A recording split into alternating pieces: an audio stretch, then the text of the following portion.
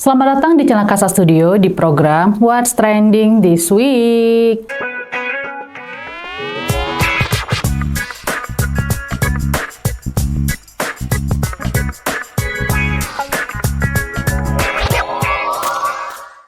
Seperti biasa, pada program ini aku akan bacain beberapa berita trending, mulai dari yang viral sampai yang banyak dibicarakan orang banyak. Sebelum kita mulai, pastikan kamu udah follow Instagram Kasa Studio Medan dan Instagram aku, Tita Tobing. Pastikan juga kamu udah subscribe YouTube channel Kasa Studio Medan agar gak ketinggalan berita trending lainnya. Berita pertama datang dari kasus hukum, yaitu kematian seorang wanita bernama Dini Sera Afrianti. Jadi, throwback pada Oktober 2023 tahun lalu, viral nih sebuah video yang memperlihatkan seorang wanita terkulai lemas lah gitu kan karena dianiaya oleh seorang pria yang setelah diselidiki ternyata pria tersebut bernama Ronald Tanur.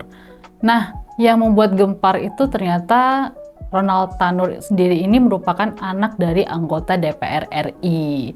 Nah, bulan demi bulan akhirnya disidangkan lah tuh ini kasus kan, karena si Ronald Tanur sendiri juga sudah ditetapkan sebagai tersangka. JPU sendiri atau Jaksa Penuntut Umum memberikan 12 tahun penjara kepada si Ronald ini. Namun pada tanggal 24 Juli 2024 kemarin, Hakim Pengadilan Negeri Surabaya memberikan diskon 100% kepada Ronald Tanur ini alias bebas. Jadi, yang awalnya dituntut 12 tahun penjara, dia bebas gitu, nggak dapat hukuman apa-apa. Karena menurut majelis hakim, salah satu alasannya itu si Ronald Tanur ini tidak terbuktilah melakukan penganiayaan ataupun penyiksaan yang berujung melayangnya nyawa seseorang. Nah, kasus ini sendiri juga sudah di tangan DPR ya, di mana mereka akan memanggil Komisi Yudisial sampai Mahkamah Agung untuk membahas kasus ini. Dan untuk korban semoga diberikan ketabahan, kelapangan dada, dan semoga mendapatkan ya keadilan yang seadil-adilnya lah gitu kan. Dan untuk terdakwa Ronald Tanur, kalaupun memang dia tidak bersalah, semoga hukumnya memperlihatkan kepada kita secara transparan gitu kan. Jadi kita juga tahu kenapa nih dia bisa bebas dengan kasus yang bahkan videonya juga bisa diakses oleh masyarakat umum gitu kan. Berita kedua masih dari kasus yang sama ya, yaitu vonis-memvonis. Tapi kali ini datang dari sebuah travel. Travel bernama Goldie Mixalmina terbukti melakukan penggelapan dana calon jemaah umrohnya. Jumlah korban sendiri cukup banyak ya, sampai 189 orang dengan total kerugian yang mencapai 4,9 miliar rupiah. Terungkap bahwa uang sebanyak itu digelapkan ya untuk kepentingan pribadi bos travel tersebut. Dan pada tanggal 29 Juli 2024 kemarin, Hakim Pengadilan Negeri Kudus menjatuhkan hukuman 3 tahun penjara kepada bos travel tersebut. Nah, yang membuat orang kesel ya sama videonya itu, setelah hakim membacakan putusan untuk si bos travel ini, bukannya minta maaf atau kayak minimal masa muka meles lah gitu kan. Enggak, dia malah joget-joget atau bisa dibilang kayak joget goyang dua jari gitu kan. Kayak kesel kali gak sih kalian, kayak uang kalian itu udah diambil, udah dicuri, tapi malah dia joget-joget gitu kan. Kayak aduh, semoga untuk korban ya rezekinya diganti berkali-kali lipat, dan untuk tersangka nggak tahu lagi dia mau ngomong apa. Berita selanjutnya datang dari dunia olahraga. Kejuaraan dunia olahraga terbesar Olimpiade akhirnya diadakan di Perancis.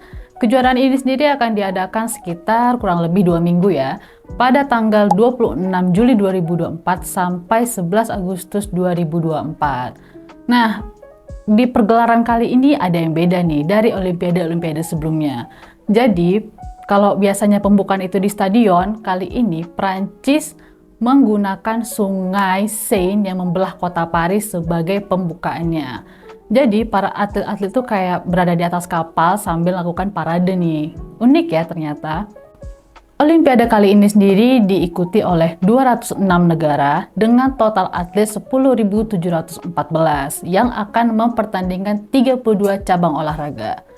Indonesia sendiri mengirimkan 29 kontingen untuk mempertandingkan 12 cabang olahraga. Dan dengan mengucap Bismillahirrahmanirrahim, pada sore hari ini secara resmi saya berangkatkan tim Indonesia menuju Olympic Games ke-33 Paris tahun 2024.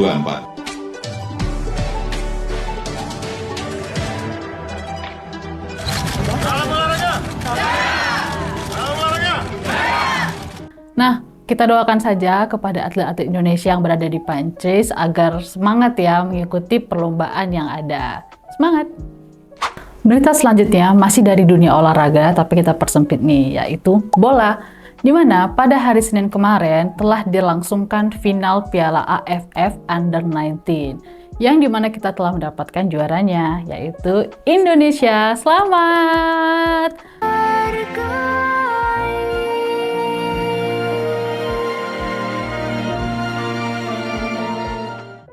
Indonesia sendiri berhasil menjuarai Piala AFF Under-19 setelah puasa gelar hampir 1 dekade nih. Indonesia terakhir kali juara Piala AFF Under-19 pada tahun 2013. Nah, Indonesia sendiri berhasil menjadi juara setelah menumbangkan Thailand dengan skor tunggal 1-0. Dan selamat untuk tim Garuda Muda. Terus berproses, terus belajar, terus berlatih. Semoga kedepannya kita bisa berada di tingkat yang lebih tinggi, mau itu Piala Asia ataupun Piala Dunia. Ya nggak salah ya, namanya berdoa dan terus berjuang. Selamat!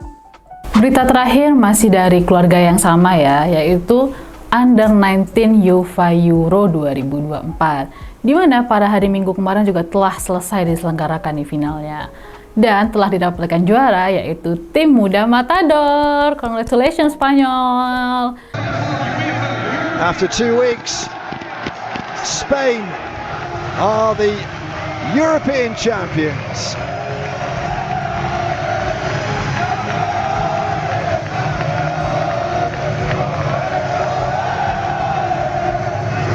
Gila sih, mereka juara dari pengelompokan umur senior, bahkan juniornya juga juara.